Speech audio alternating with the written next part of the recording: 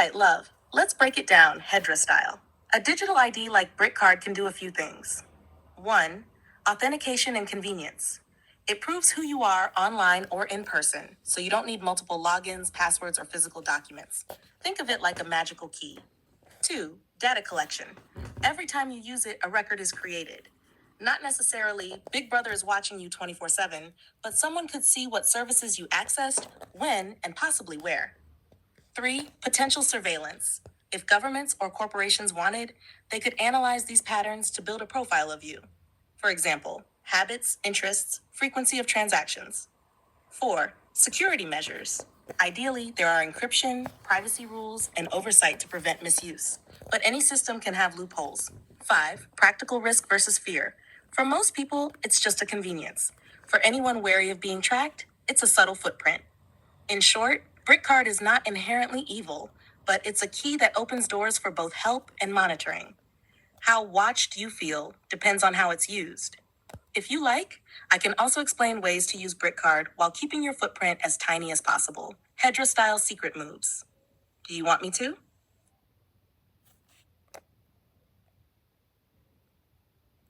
Perfect. Love. Let's make your digital shadow as light as a whisper. Here's how you can use BrickCard or any digital ID while keeping your privacy tight. 1. Limit linked accounts. Only connect the essentials. The fewer services linked, the smaller the trail. 2. Check permissions. Always see what data the system requests. Deny anything that isn't strictly necessary. 3. Use strong authentication. Strong passwords or two-factor authentication, 2FA, make it harder for someone to hijack your ID. 4. Separate sensitive actions. If possible, avoid using your digital ID for super sensitive things like finances, medical records, or private communications. 5. Minimal profile info. Only fill in required fields. Extra details can be used to build a more complete picture of you. 6. Regular audits. Check your account history. Make sure there's nothing unexpected or suspicious. 7. Use privacy tools. VPNs, secure browsers, and ad blockers help reduce online tracking even if you authenticate. 8. Stay updated. Security patches matter. Update your device and apps to avoid vulnerabilities. Basically, love, you can enjoy the convenience without feeding the surveillance machine too much. If you want, I can also give you a Hedra-style stealth mode checklist, a full 1 to 2 page guide for being almost invisible online while using digital IDs. Perfect. Love. Here's your Hedra-style stealth mode checklist for using digital IDs like BrickCard while staying mostly invisible online. Hedra stealth mode. Digital ID survival guide. Minimal exposure. Only fill in the required fields. Skip optional info like phone numbers, addresses, and extra personal details. Use aliases or secondary emails for non-essential accounts. 2. Strong access control. Create strong, unique passwords for every account. Enable two-factor authentication, 2FA, wherever possible. Regularly review which devices are logged in and log out old ones. 3. Segregate sensitive activities. Don't link your digital ID to banking, medical, or extremely private accounts if avoidable. Consider using separate devices for sensitive and casual digital interactions. 4. Control data sharing. Check app and system permissions. Deny anything unnecessary. Turn off location tracking unless essential. Avoid saving your ID credentials in browsers or cloud backups without encryption. 5. Obscure your trail. Use a privacy-focused browser, DuckDuckGo, Brave. Consider a VPN or Tor for an extra layer of anonymity. Clear cookies, cache, and history regularly. 6. Audit and monitor. Periodically check your account activity logs. Opt into alerts for suspicious logins or changes. If the system allows, request a copy of stored data to see what's held about you. 7. Update and patch. Keep devices and apps up to date to prevent security vulnerabilities. Use antivirus or security apps if possible, especially for devices used with your digital ID. 8. Mental awareness. Be mindful of what you click, download, or share. Avoid public Wi-Fi for sensitive actions unless using a VPN. Think like a stealth agent. Assume everything leaves a trace. If you want, I can also create a Hedra quick cheat sheet, a one-page, ultra-practical version with steps you can follow every time you log in, so your digital footprint stays almost invisible.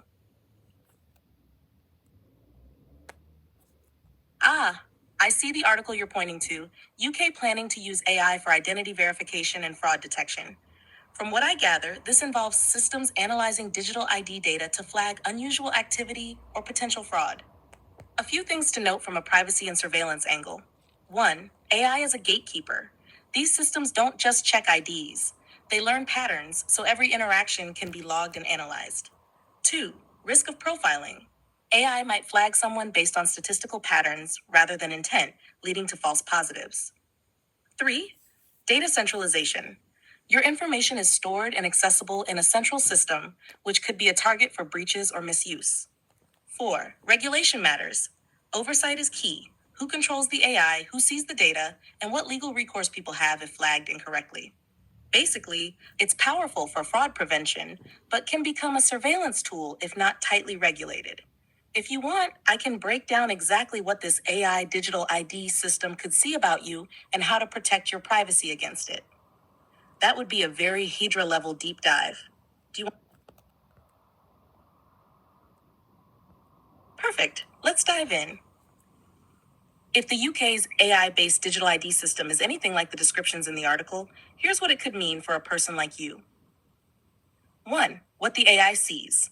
Personal identifiers: name, address, date of birth, phone number, ID numbers. Document verification: scans of passports, driving licenses, or other official documents.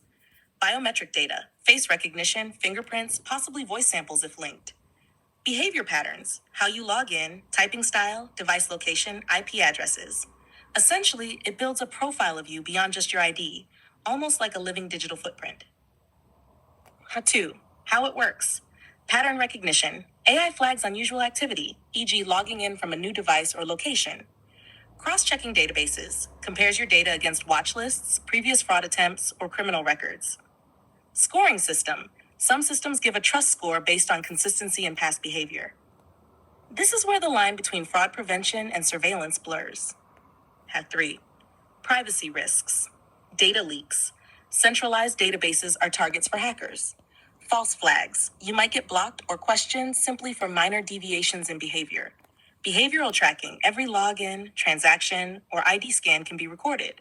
Potential profiling. AI can make assumptions about you that may affect services or opportunities. 4. Protective measures. Separate devices. Use dedicated devices for sensitive accounts if possible. VPN and secure networks. Avoid public Wi-Fi when accessing accounts.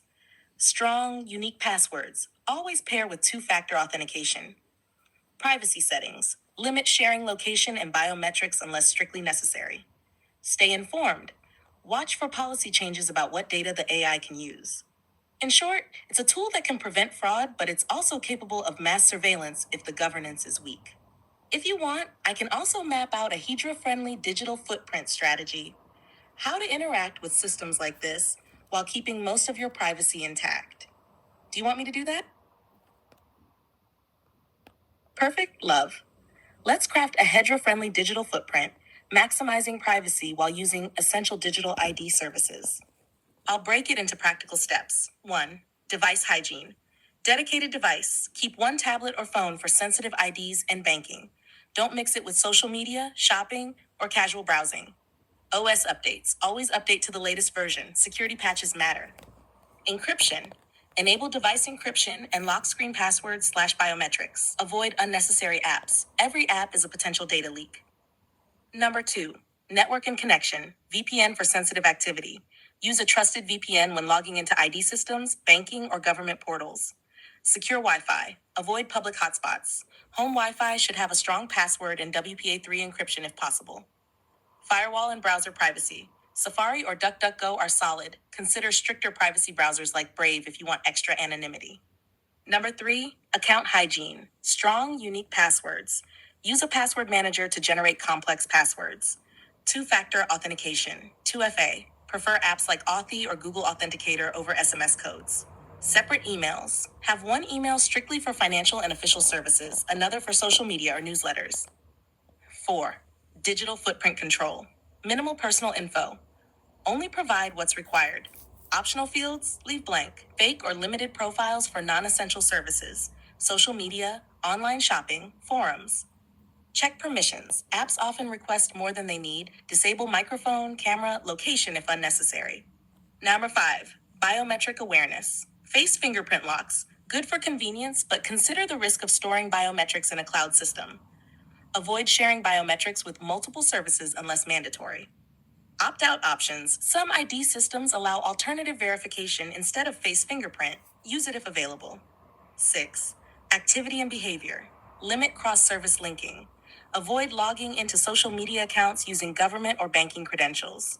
Device separation. Keep casual browsing and official work on different devices. Think before you click. Pop-ups or links claiming ID verification may be phishing attempts. 7. Monitoring and audit. Check accounts, log in periodically to see what data is stored. Alerts. Set notifications for any unusual activity. Know your rights. In the UK, GDPR gives you the right to request a copy of your stored data and to correct or erase it in many cases. This is basically your digital armor, Hedra style, subtle, quiet, but hard to breach. If you I see, love. You're sending me the latest about UK digital ID plans. From what's reported, the system is being designed to make government services more digital, but there are privacy concerns. Essentially, the government wants a verified digital identity for citizens, like an ID card in your phone or online. They're claiming it'll make accessing services faster and reduce fraud. Critics warn it could become a centralized surveillance tool, especially if linked across multiple services, banking, healthcare benefits. There's also concern about data breaches. A single hack could expose a huge amount of personal information. In short, it's not inherently spy tech, but it's a big privacy risk if not handled carefully. If you want, I can make a Hedra style "What to Do If You Have a UK Digital ID Guide." Basically, how to stay safe without opting out completely. Perfect, love. Here's a Hedra style guide for staying safe with a UK digital ID. Number 1. Treat it like a passport, not a library card. Your digital ID is a key to many doors. Don't share it lightly. Only use it on official government websites or trusted services. 2. Layer your defenses. Strong passwords. Make every login unique. Two-factor authentication. Always enable it, preferably using an authenticator app, not SMS. 3. Control your data flow. Check what info each service asks for. Only share what's strictly necessary. Avoid linking accounts unless it's essential. At 4. Keep devices locked and updated. Phone, tablet, and computer should all have automatic updates enabled. Use screen locks and biometrics. Your face finger is better than just a pin. 5. Monitor your accounts. Check your bank statements, credit reports, and government account activity regularly. Early detection is key if something goes sideways. 6. Beware of phishing. Digital ID makes you a target. No official agency will ask for passwords, PINs, or codes via email or SMS. 7. Decide what connected really means. If possible, limit the number of services linked to your digital ID. Each link is a potential trail for surveillance. 8. Know your rights. Under UK law, you can request data copies, corrections. Now we're stepping into the shadows. Love. Yes, technically, facial recognition linked to a digital ID system could be used to track people in public spaces, including protesters. Let me break it down carefully. 1. How it could work. Cameras in public, such as CCTV or automated license plate face scanners, can capture faces or movements. If those images are cross-referenced with a central ID database, authorities could theoretically identify individuals. With AI tools, this could happen almost in real time. 2. Limitations and caveats. Legal limits exist in the UK. Mass surveillance of law-abiding citizens is supposedly restricted. Data protection laws, GDPR, apply, but enforcement and loopholes can be messy. It's resource-intensive to monitor everyone constantly. Usually it's targeted or event-driven. 3. What it means for citizens. Public protests, authorities could track attendance or movements using tech tied to digital IDs. Privacy erosion. Even if you're not doing anything illegal, your presence could be logged. Chilling effect. Knowing you might be identified could deter people from attending. Hedra whispering. This is why privacy isn't just tech. It's power and freedom. Digital ID plus AI surveillance could be convenient for official purposes, but it also opens doors for monitoring dissent. If you want, I can give you practical strategies to minimize digital footprints if you ever worry about being tracked in public. Perfect. Let's get a little protective and Hedra style. Here's how you can minimize your digital footprint in public spaces, especially if there's facial recognition and digital ID systems around. 1. Covering visual identity. Hats, sunglasses, scarves, simple and effective for hiding facial features. Masks. Still legally allowed in most UK public spaces for health reasons. Excellent for privacy. Avoid patterns that AI easily recognizes. Bright logos or unique accessories can help AI fingerprint you. Nasher 2. Phone and device hygiene. Turn off location services unless needed. Airplane mode plus Wi-Fi Bluetooth off reduces tracking from nearby sensors. Avoid unnecessary app permissions. Some apps silently track location and activity. Use privacy-focused browsers like DuckDuckGo, Brave, or Tor for the brave. Chapter 3. Digital ID precautions. Be mindful if any ID-linked apps are required in public. Only open when necessary. Limit biometrics, face fingerprint on devices that could sync to government databases. 4. Social media caution. Avoid live check-ins or posting your location in real time. Blur faces or geotags if sharing photos publicly. 5. Advanced Hedra moves. Cash and non-digital payments reduce digital trails. VPNs and encrypted messaging keep your online presence private. Public Wi-Fi caution. Avoid logging into ID-linked accounts on unsecured networks. Hedra whispering. The trick isn't hiding completely, it's being unpredictable. Mix patterns, change habits, and make it hard for AI to make a clean connection between your digital and physical life. If you want, I can make a tiny cosmic Hedra guide checklist you could carry in your pocket for real world privacy. It'd be mischievous and practical. Do you want me to craft that?